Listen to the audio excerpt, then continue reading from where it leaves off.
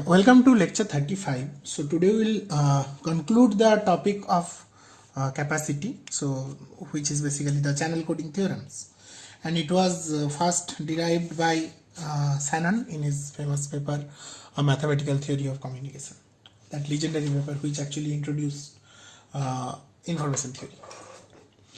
So till now we have, in the last class we have seen intuitively how channel coding works, how you can inject redundancy to the alphabet in the discrete channel model, and by that you can basically correct any error which has been which is impossible to remove otherwise, because detection theory cannot give you probability of error to be 0. You cannot have both type 1 and type 2 error to be 0. So this channel coding, it starts with the operational idea. So let us start with the channel itself. So our channel is a discrete channel, discrete memoryless channel.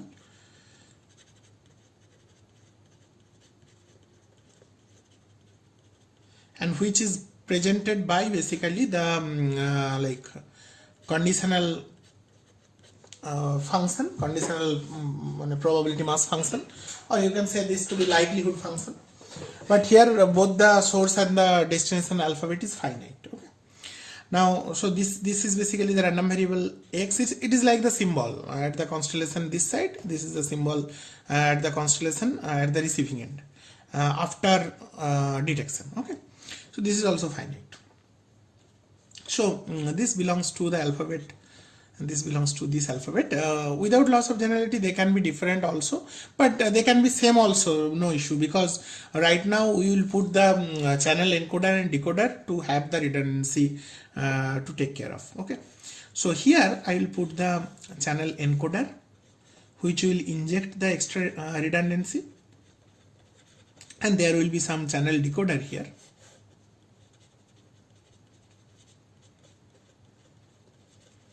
And we will get the overall symbol here. So let us assume that we will use the channel say n times. So channel use this, n will be large, and for our asymptotic analysis we will take the limit n tends to infinity, like that. So suppose we are using channel n times. Okay. So then the time required will be basically nt. Nt time is the time required for the transmission. Now let us write down the set over which the message signal, let us write this to be w. So w is like the message signal which the channel encoder will map to the extended alphabet, you can say this curly x to the power n.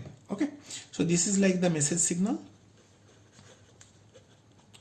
And the cardinality of this search space is suppose capital M. Okay, so W belongs to, and I am writing in terms of the index only, no issue.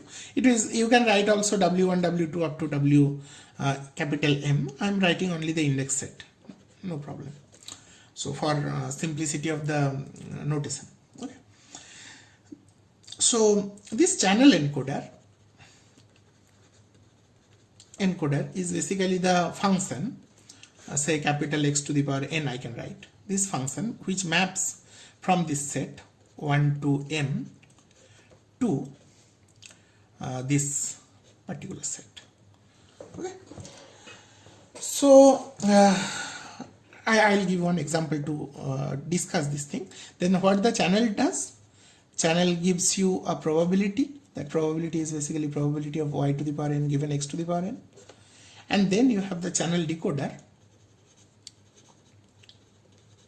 That channel decoder will map back this y to the power n to, so I'm writing it as some g, some nonlinear function which maps this y to the power n back to this message set. So this gives you back some estimated message. Okay, let us give you one example of this setup. Let us take that the modulation scheme is QPSK. Or okay, PSK, regular PSK, say 8 PSK. Okay, So 8 PSK means the modulation scheme is like this for one channel use. So I have my symbols here, say A0, A1, A2, A3, A4, A5, A6 and A7 on the like circle. This is what this is, and then cardinality of the search space, the space curly x, and also y is say 8. And suppose the channel use is say 3, okay, and say capital M is equal to 256. So what does that mean? That means that here you have 8-bit data. So when from the like source encoder, your 8-bit data is coming. So this means basically B is equal to log M, which is 8. 8-bit data is coming, and the channel encoder is mapping it to 3 times of channel use, and every time of channel use you are basically encoding like 3 bits of data. So 3 bits of data is mapped to one of the 8 symbols which is being transmitted through the channel, isn't it? So 3 times 3. So finally, how many bits are transmitted in 3 channel use? So in 3 channel uses total 9 bits of data is transmitted.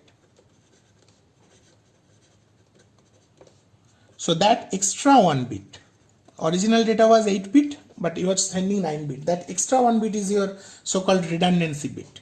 So 1 bit of redundancy per 3 channel uses.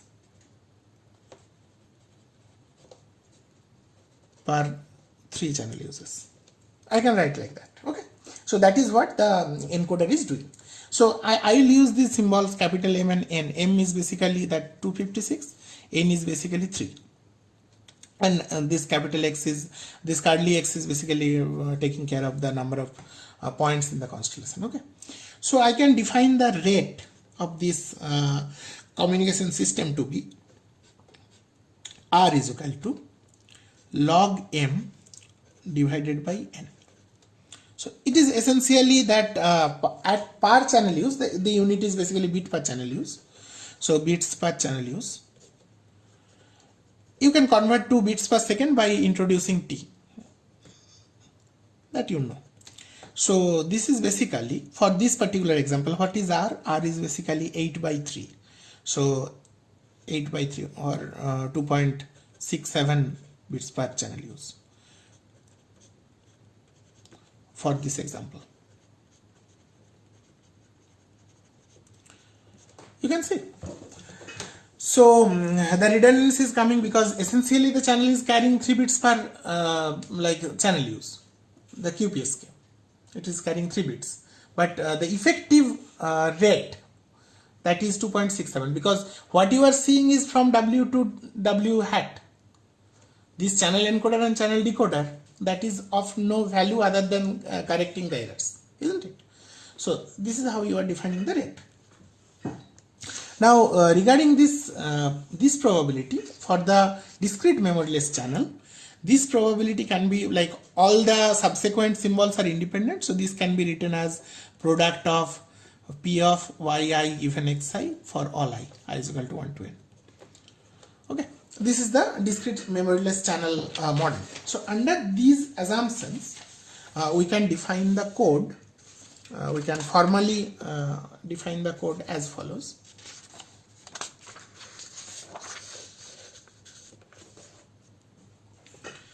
So channel code or simply code.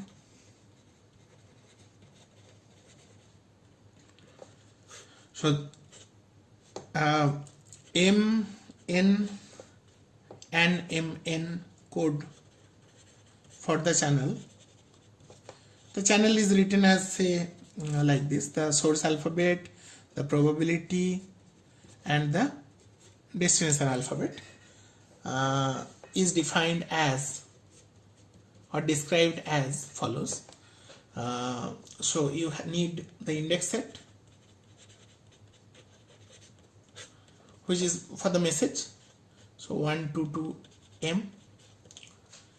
then you need the code words or the code book. So this is basically for the encoder. So this is basically the map from that 1 to m to xn. So it will look like this. So the code book will look like this. For example, for all the symbols, say 1, 2 up to m, they will be mapped as, say, xn1. So this will be the output. So input of the encoder is this, output of the encoder is this. So which can be written as a vector form, say x11 up to xn1. Okay. So these are the symbols, not bits. It can be the symbols. For example, in that QPSK model or like PSK model, the 8 PSK model,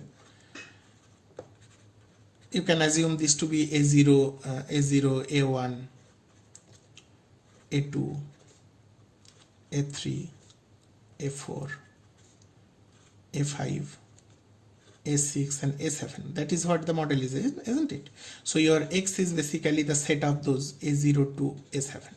So then X3 looks like the following. So it can have the following sets. So it can be A0, A0, A0. It can be A0, A0, A1, like that. So everything can be like 1 out of 8. And so 8 to the power 3 basically, the total set. It will be 8 to the power 3, which is 2 to the power 9 or 512. So 512 possible codes are there. But it will be mapped from, say, 256. So you can see like you are having double the code words available for you. You are not using all of them. So it is like xn2.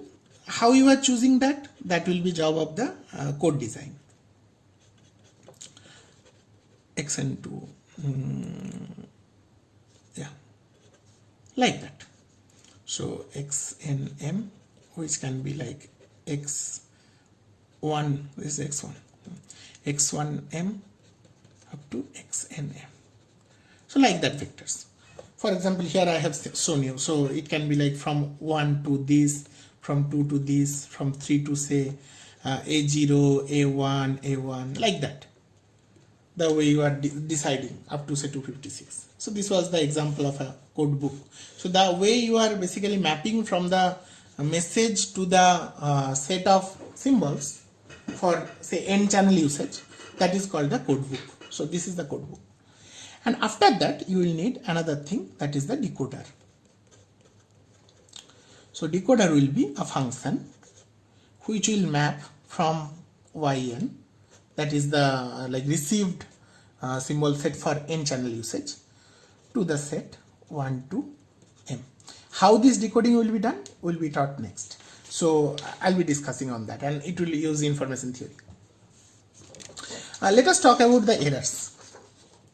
So what kind of possible errors are there?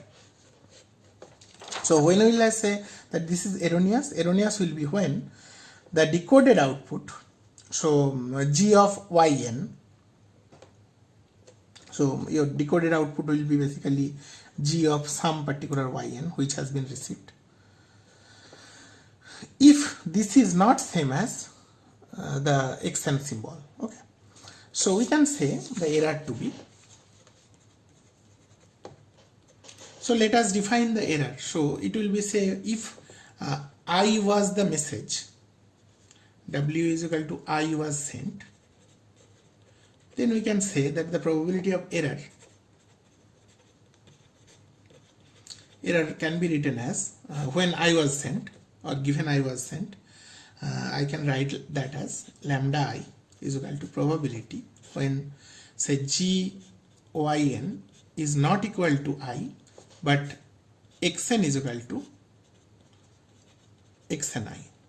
So I was sent, but you are receiving something which is not I. So that can be written as in terms of the joint probabilities. So p yn given xn when over all yn such that gyn is not equal to I. So this is the probability which you are computing. So for different I, these lambda i's are different. So you can see define some maximum error as lambda n is basically the max of such lambda i's where I is running from 1 to m. So out of those say 256 different probability of errors, find the maximum.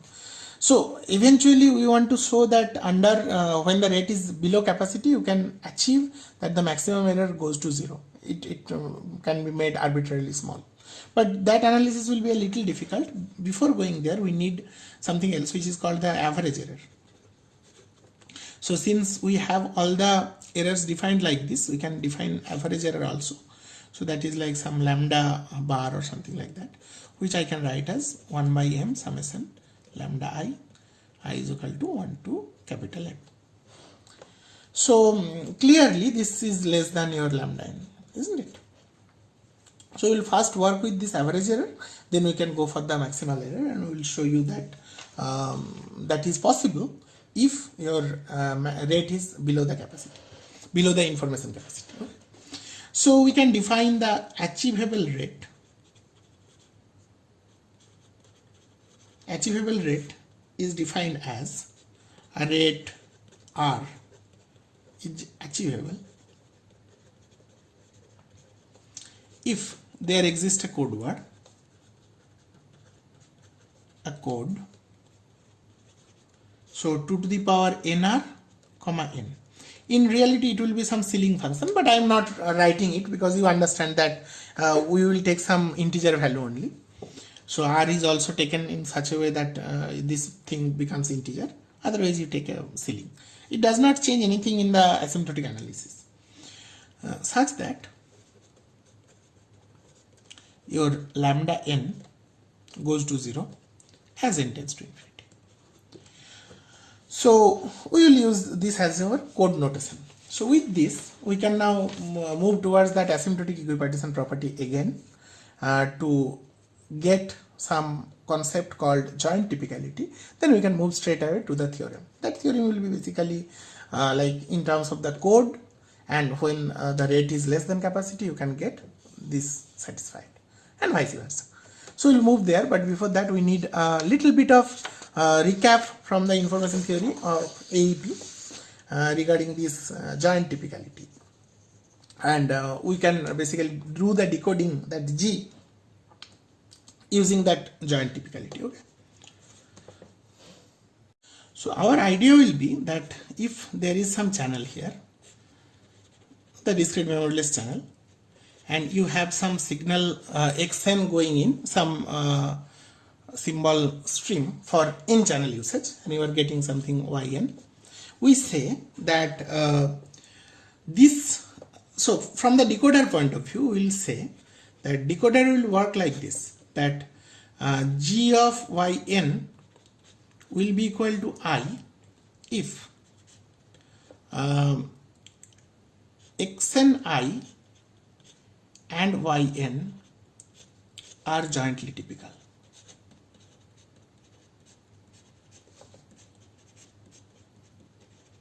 The idea is interesting because we know from the asymptotic equipartition property that any sequence is typical only if the joint like mass function is behaving in a particular way, that is like 2 to the power minus nh, in that form. Okay, so we can define the joint typicality for both the sequence. Earlier we talked about only typicality. We are extending that for two sequences. One is xn, another is yn, and they are random variable. They are like this is a discrete memoryless channel. So we define the joint typicality as follows. Joint typical. So we say that a sequence xn, okay, I can write in terms of the like instantiation, the value xn yn with respect to the probability, the distribution with respect to the joint distribution pxy,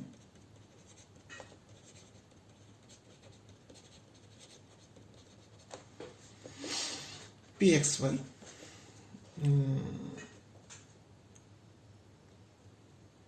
is called jointly typical.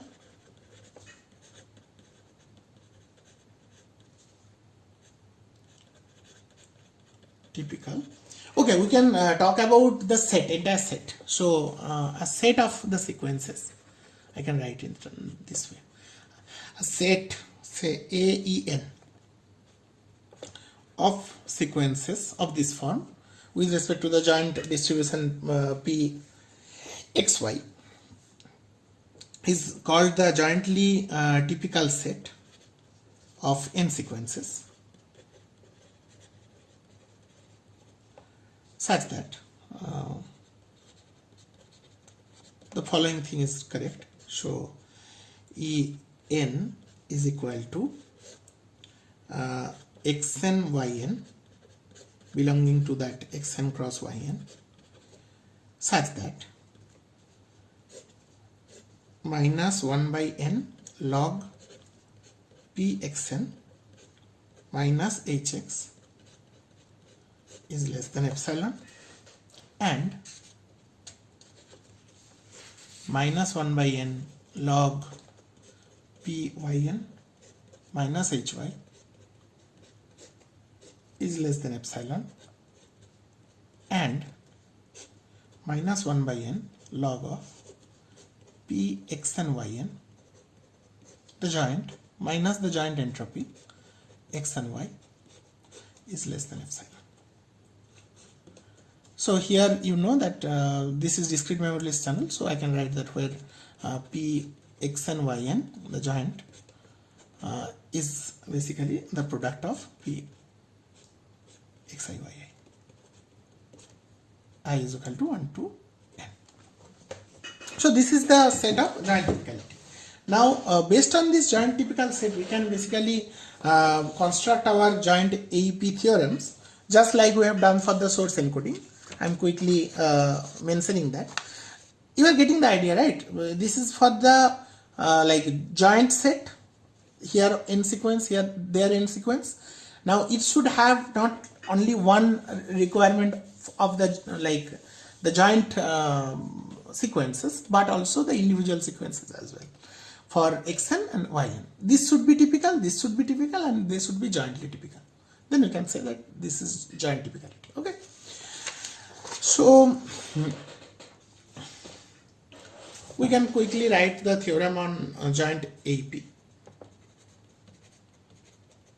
So joint AEP can be written as so let this x and yn be such sequence says according to following p, x and yn. So this is discrete memory channel, so we have already written that. Then the followings are correct. One is probability of this x and yn belonging to AEN, it tends to 1 as n tends to infinity. Number 2, the size of the set AEN is less than equal to 2 to the power n hxy, the joint, plus epsilon. 3 is if xn like tilde and yn tilde is another sequence, so which follows say p xn and pyn, it follows the product of the marginal distributions of pxn and pyn, then probability of this xn tilde yn tilde belonging to this AEN, this set, the typical set, it will be less than equal to 2 to the power minus n ixy minus 3 epsilon. This is like the upper limit. There is also a lower limit. So also when n is large, we can write that this particular probability belonging to that set the typical set is also greater than equal to 1 minus epsilon into 2 to the power minus n ixy plus 3 epsilon. The proofs are not difficult. I don't know whether I want to like show you the entire proof. Rather, I'll skip this particular proof. You can check it from the Thomas and Cover book. Okay, so proof is given in Thomas and Cover. This is not difficult. It is exactly like how we have done for the source coding. Proof is given in Thomas and Cover.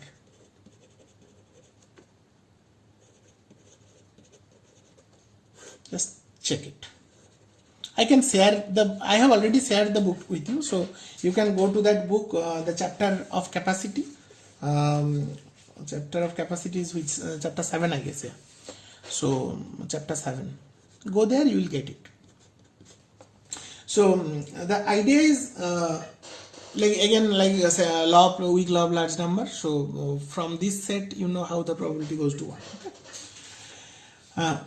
So what we are seeing that if you are getting some other sequence which is also belonging to the typical set, and that probability is typically 2 to the power minus n I xy. So for n channel users, you are getting this probability. So basically you have to, the maximum total probability is 1. So you will get around 2 to the power plus n I xy x sequences such that you can uniquely get a y sequence. So that is the like typical number of sequences which you will be obtaining for error-free transmission. I can visualize this thing in this way. Suppose, let us draw it on the geometry. Suppose this side is for xn and this is for yn. So there are how many number of possible sequences which are feasible. The total number is basically x to the power, the cardinality to the power n. However, not everything is typical. So typical is much less. There are only few which are typical. Not everything will come. Similarly, for yn, there will be something which will be typical. Now, if you think that for xn something is typical and yn something is typical, now if you go for all the locations where either x simultaneously x and y are typical, so let us fill that block. So all of these, okay. So these are basically the points where y is typical, and these are basically the points where x is typical, xn is typical. So what is this set? This set is basically the total set where the two arguments are valid from the definition of the, just a minute, from the definition of the typical set. So the first definition is valid and second definition is valid. Now for the joint typicality, you also should have this is valid. So that valid you will see that will not be for the entire set. You will get only a smallest set where you will get the joint typicality. So suppose these. The others will not be jointly typical. They are marginally typical. Marginally typical for x and y. Because for the others, this is true and this is true, but not the third one. So clearly you can see, if you think of the cardinality of the entire space is 2 to the power n hx plus hy, isn't it? 2 to the power n hx is this, into 2 to the power n hx is that. So that is 2 to the power n hx plus hy. This is the total marginal typical set. Out of this, only 2 to the power n hxy is the jointly typical set. So the others are basically the redundancies. So for every xn, you will get one value where it will be jointly typical. There will be others where it will not be jointly typical but marginally typical. So what is the amount of redundancy? So how many like unique symbols you can get for which you can have error-free transmission? That will be basically this number divided by this. So that's basically the area over which you can send the symbol without not like this. So for a particular x, so it is like this, say, or it is like I have drawn in a wrong way here, say. So it is this set. So if this particular symbol has been sent, we know that with this there will be a number of symbols which will be like marginally typical but not jointly typical, and this size is basically this, which is 2 to the power n ixy. So from there the connection to entropy will come, connection to capacity will come. But we will talk about this in a much more elaborate way while we talk about the channel coding theorem. But before that, you go and check this Thomas-Cover proof for this. This is repetitive, that's why I am skipping it. Okay. Let me specifically write down the channel coding theorem of Shannon. This is one of the most fundamental result of information theory, we can say, or the entire digital communication, wireless communication, it is dependent on this. So channel coding theorem, it says that for a discrete memoryless channel,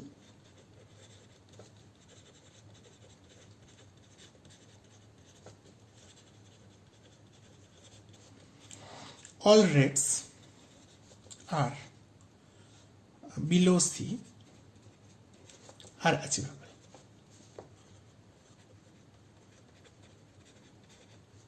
Specifically, for every rate R less than C, there exists a code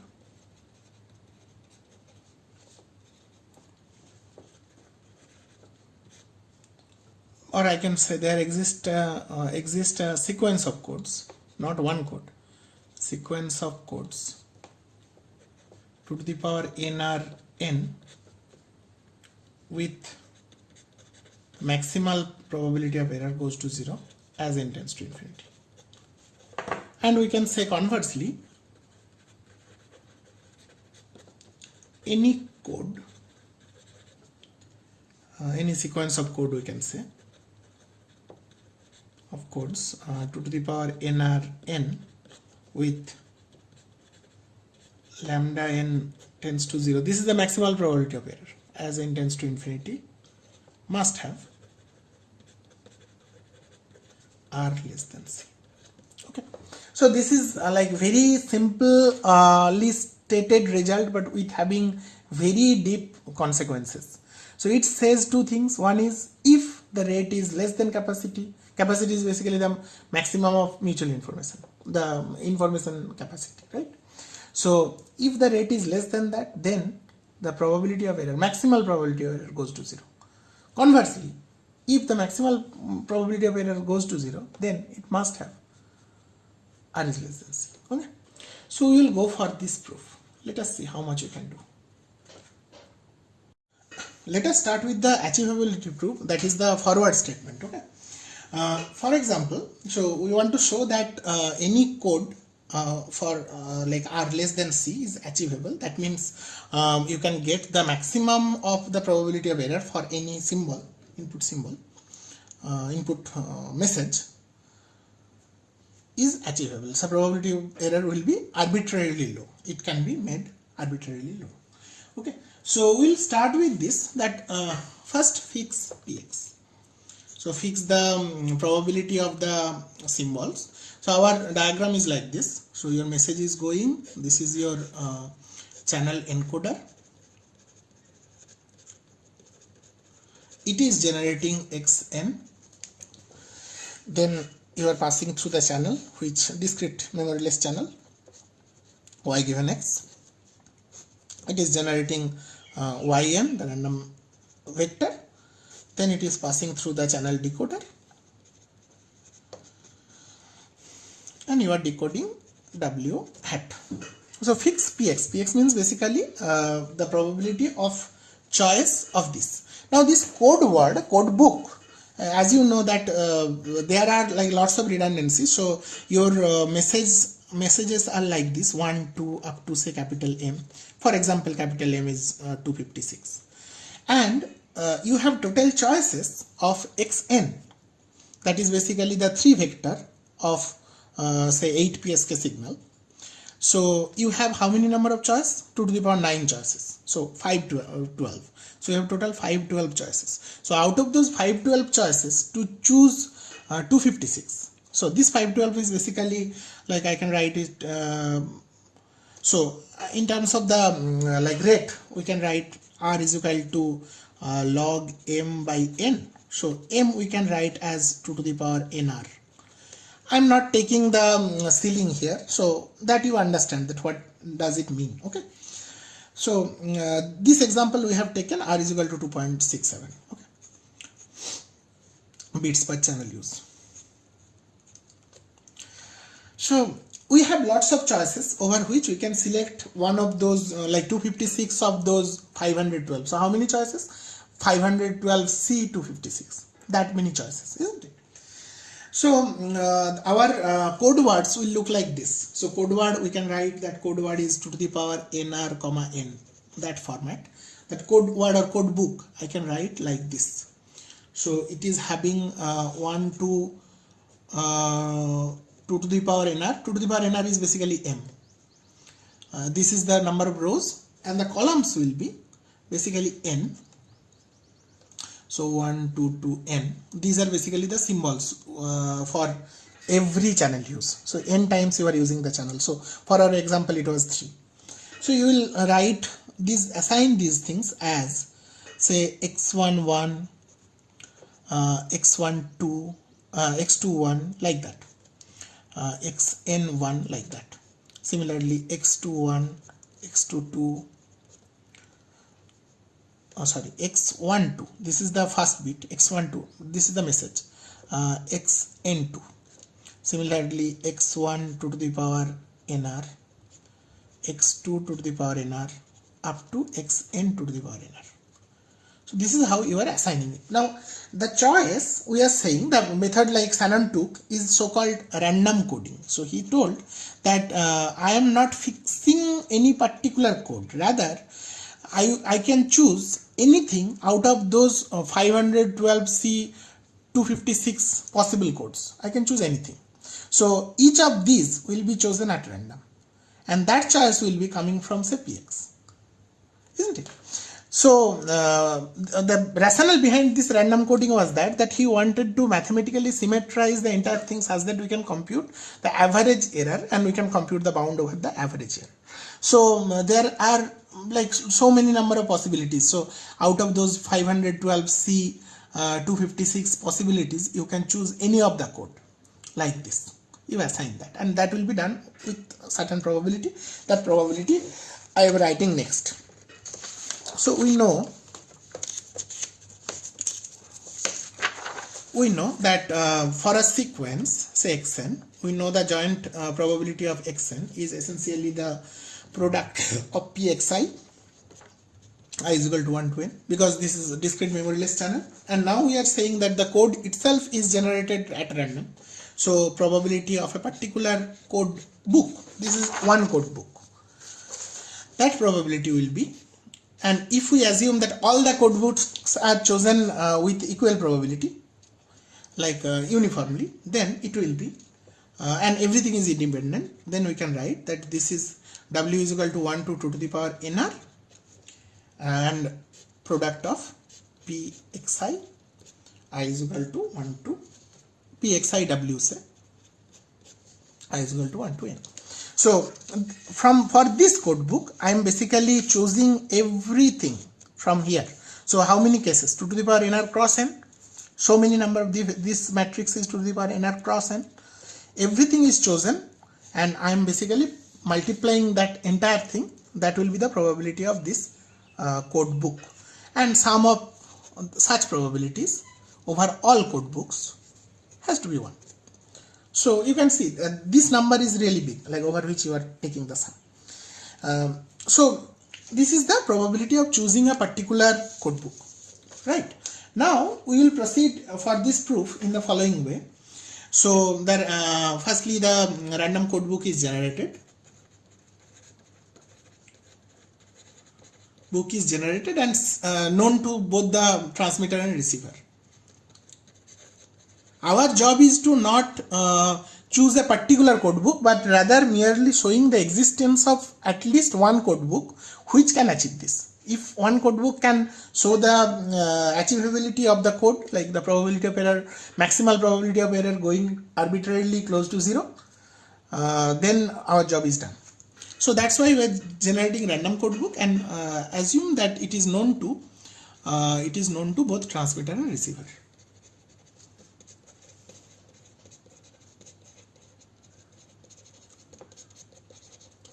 And receiver. Secondly, so the message is generated as, so message W is generated as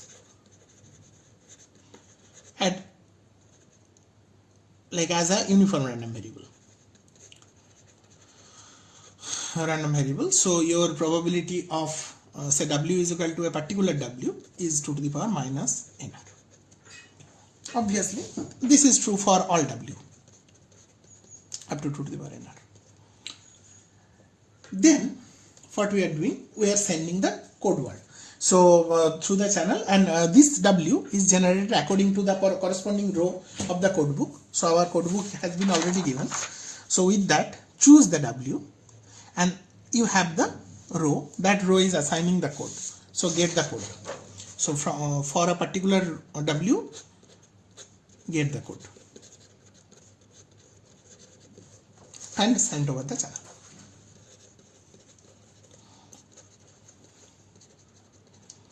So code is basically xn of W. Xn is the vector, so it can be written as x1w, x2w, xnw. This you are sending over the channel. And what is the channel? Channel is p yn given xn, which is written as probability product of the probabilities p yi given xi, I is equal to 1 to n. So you are receiving some yn. Now what I will do? I will do jointly typical decoding.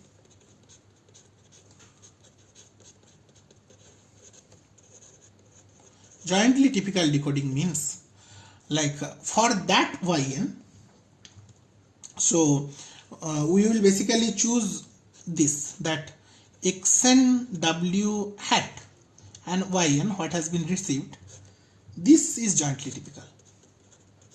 Then we will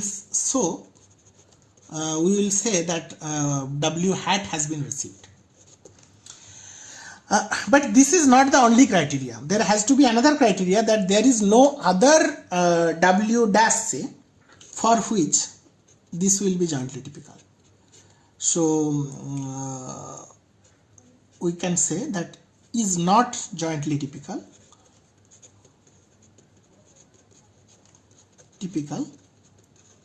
for any other w dash which is not equal to w hat.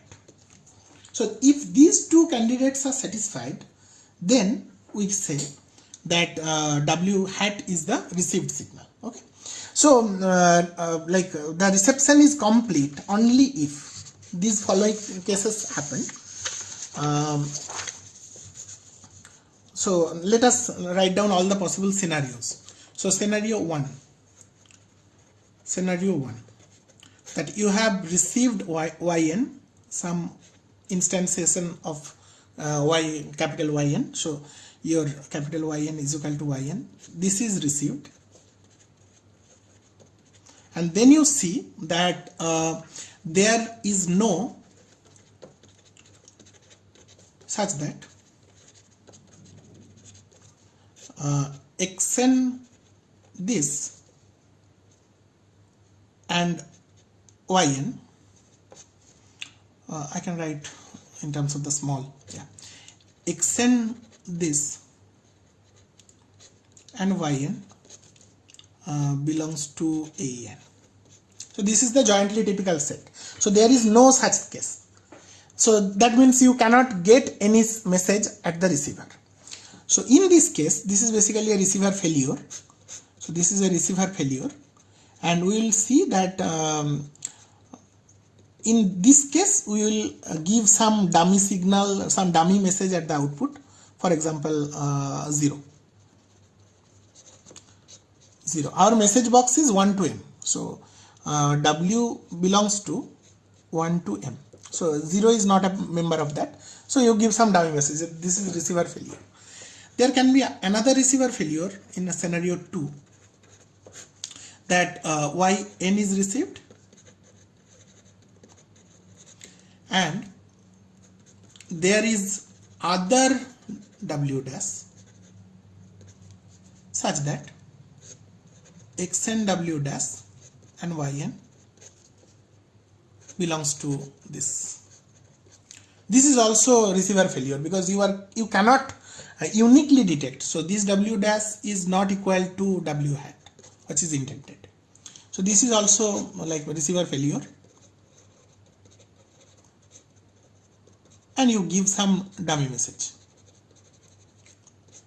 0. Finally, the third one, where you get one unique xn. So yn is received and unique xn, unique not xn, unique w hat such that xn w hat yn belongs to this typical set. However, this w hat is not equal to w what has been set. Then we say that this is error.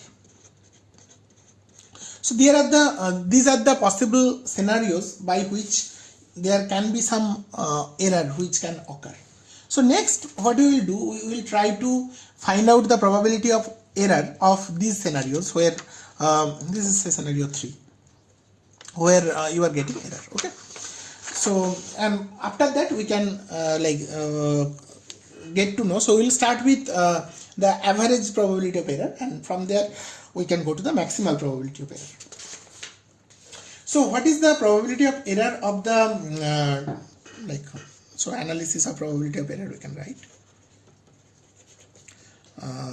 say lambda average. So this is the average probability of error. So we can say that the probability of error is over the entire code books. So how many code books are possible? We have seen for that smaller example it is like 512C 256. That's a huge number. So I am not writing over which, but it is basically like uniformly distributed. This is a symmetric event, so it is I am writing over all possible code books. So this is all possible code books.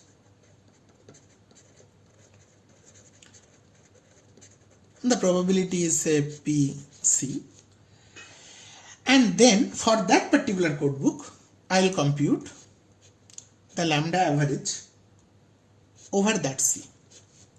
So this will be my average probability of error, we can say over entire code books. I can write it as P E over C. I can write like this. So this I want to minimize first.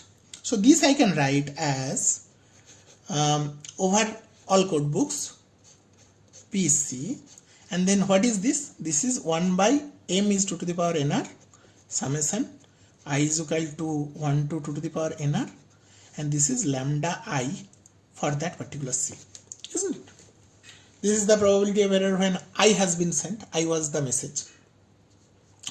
Now these two are finite sums, so we can interchange. So if I do that, 1 by 2 to the power nr sum I is equal to 1 to 2 to the power nr, here I can write over all C, probability of C multiplied by lambda I of C. Now you can see from this symmetry of the code book that for every message you are computing, so say for every I you are computing the probability of error for that I over the all possible code books, and that you are summing over like the probability of all possible code books. Now this thing is symmetric, so this entire job, it should not depend on what message has been sent. So whether it is message 1 or message 2 or message I, it really should not depend on this. So this particular like sum, this is independent of any message I.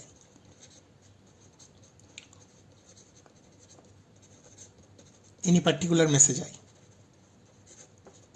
So like choose any message, say message is equal to 1, choose I is equal to 1. For that this should remain same.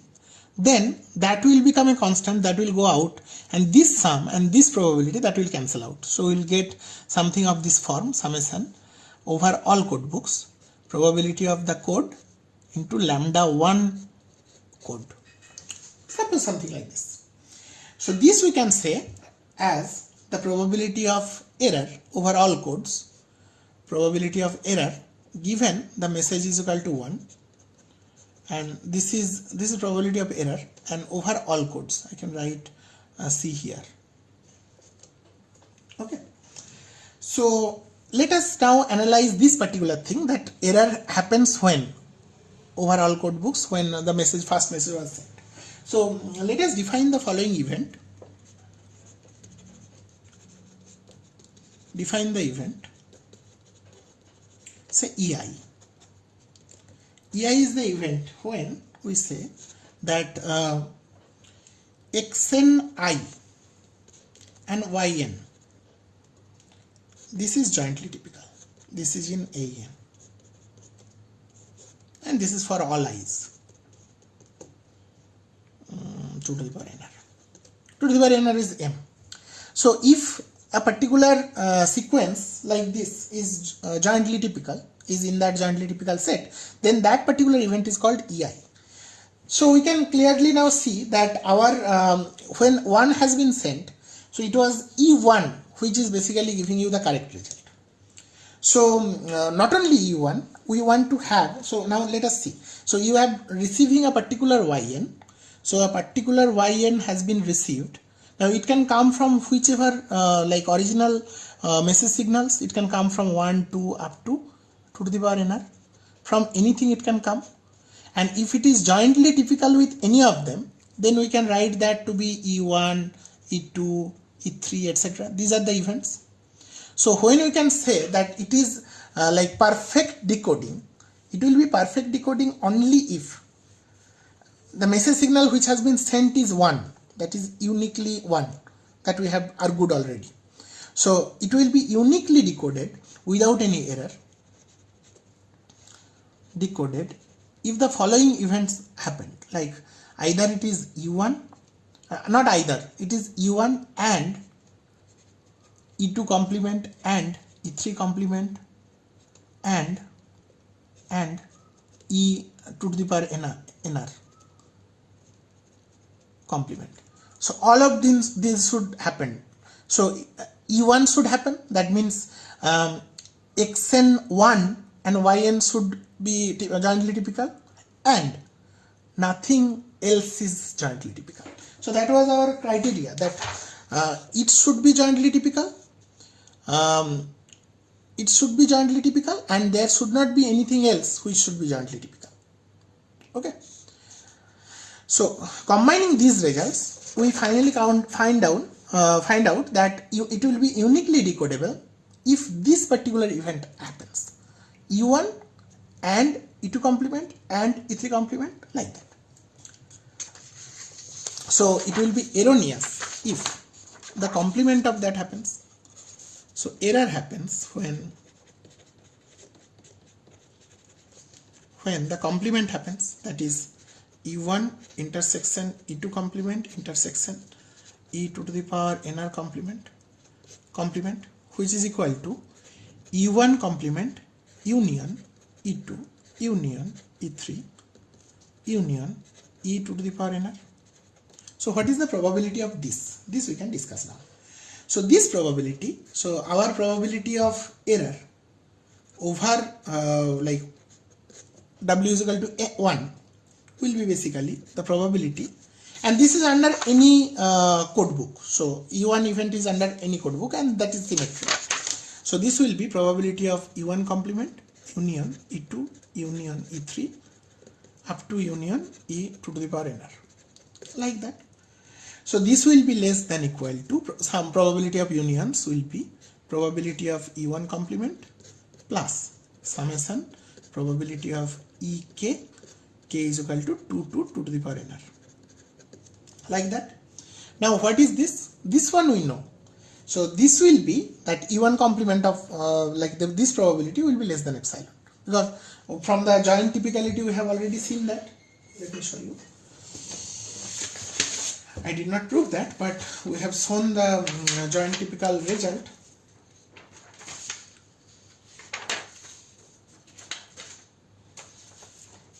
Yeah, that this will be less than 1. So if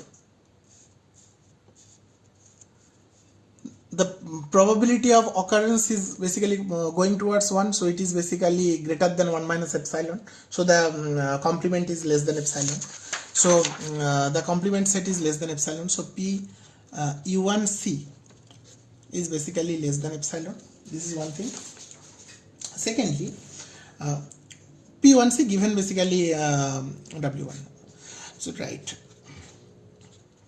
Yeah, these all are given W is equal to 1. So E1 given U1C given W is equal to 1, it is less than epsilon.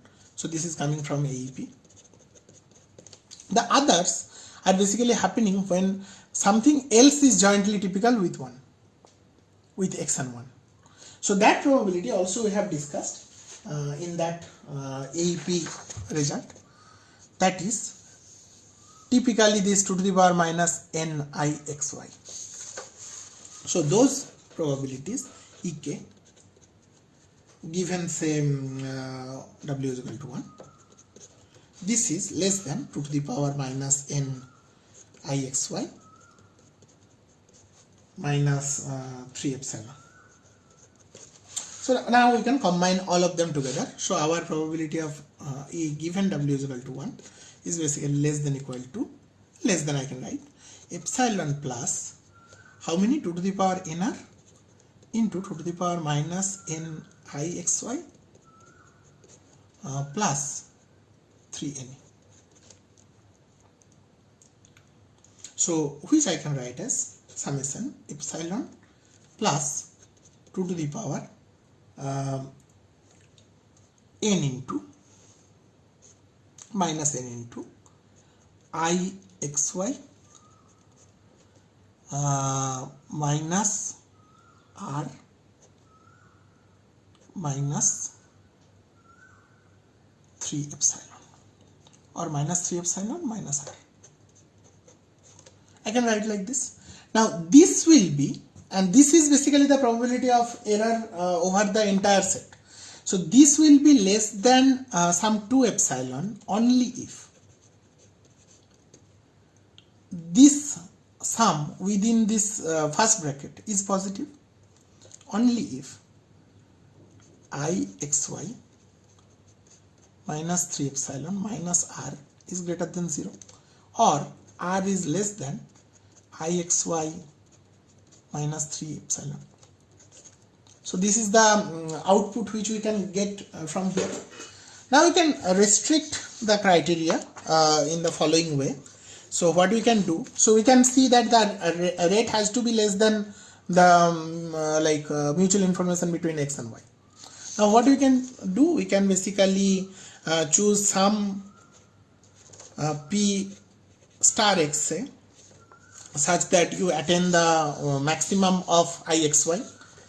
So such that your IXY becomes capacity. Then you can write that the probability of error under W is equal to 1 will be less than 2 epsilon only if R is less than capacity minus 3 epsilon. That we can show. Secondly, what we can do, we can now go towards the like individual maximum probability for a particular code. So basically this is for the average for over all the codes, all the code books. So what we can say that since the average is less than 2 epsilon, there exists at least one code book. There exists at least one code book, say some C star, where the probability for choosing that and choosing that code book is less than 2 epsilon, and this can be written as 1 by 2 to the power nr summation lambda I over that code book I is equal to 1 to 2 to the power nr. So I can write like that. So the average over all the codes in that particular code book is less than 2 epsilon. Now comes the third trick. It says that you have the code book which is running from 1 to 2 to the power nr, and that you are mapping. So now for everything you have the corresponding error. So for 1 the error is say lambda 1, for 2 the error is say lambda 2, for 2 to the power nr the error is say 2 to the power nr, and I say that the average computed that is less than 2 epsilon. So what I do, I reorder the code book from smallest probability of error to the largest. Reorder the code book from smallest lambda I to largest. So my argument is that since the average is less than 2e, then the first half, if it is reordered, then the first half, all the probability of error will be less than say 4e. Yeah. So the rest can be bigger, but this will be all smaller, at least 4e, because choose the first half.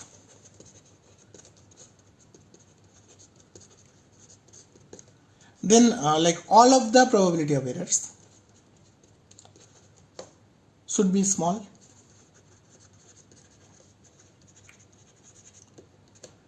Now basically like throw away the remaining code words. So you map only the first half. So first half will be make the code to be not 2 to the power nr and n, but 2 to the power nr by 2. So 2 to the power nr minus 1 n. It will become this code if you throw the remaining.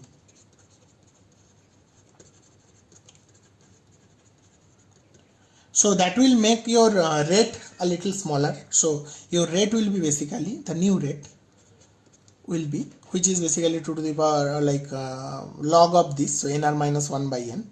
So it will become nr minus 1 by n, which is basically r minus 1 by n. But we know that this can be made smaller and smaller as n goes to infinity. So r dash will be close to r. So now we can say that we can achieve some rate which is less than c, such that the maximal probability of error is less than a small number, because within that first half everything is less than that small number. So the maximal is also less than the small number. So this is the entire argument. Okay. If you want to really understand this thing, I don't know whether this particular proof which I am showing, if you can understand everything of it, but I will request you to go to that Thomas and Cover book from which I have taken this proof, and you give a read. The converts I am also quickly showing, not for the general case, but at least for the say zero error case. This will be a nice conclusion of this like random coding scheme.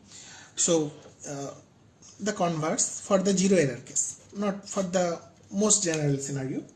So if it is zero error, that means all lambdas are 0, then we can say that W can be completely recoverable, like absolutely recoverable from Yn. That means the entropy, the conditional entropy of W given Yn is 0, isn't it? If so, and now assume that like the W is chosen at random with from an uniform distribution, then my HW is basically NR if all W's are chosen uniformly.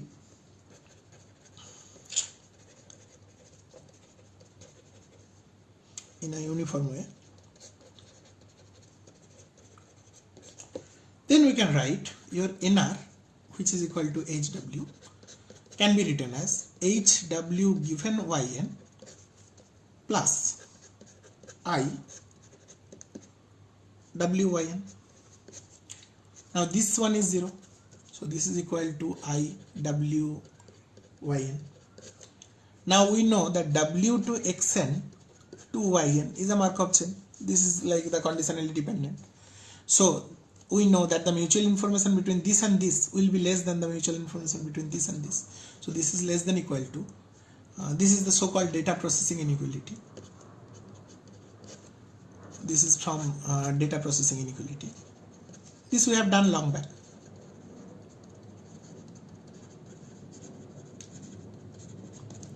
Now this is less than equal to summation of I xi yi from the discrete memoryless channel assumption. So they are independent. So I is equal to 1 to n. Now the max of that is what? See, the capacity I is equal to 1 to n. So this is equal to nc. So you can see nr is less than nc. So hence r is less than c. This is the converse. Of course, it will be extended a little bit to the scenario where the lambda will not be, say, lambda max, lambda n or something like that. Yeah, the lambda max is 0, but if the lambda max is not equal to 0, then also you can find this, but that will take a like little more like derivation. So it will require Fano's inequality and all. I am not going there. I am stopping here. So with this I am concluding the information theory part for your digital communication course. Of course, I could not do justice to all the intricacies and all the details of information theory. However, you get some glimpse of it, and there is an advanced course in our department like information theory and coding in your like elective list. So you can take that in your 4th year, which is right now taught by Professor Amit Alok. So I'm stopping now. My next class will be on introduction to error control coding.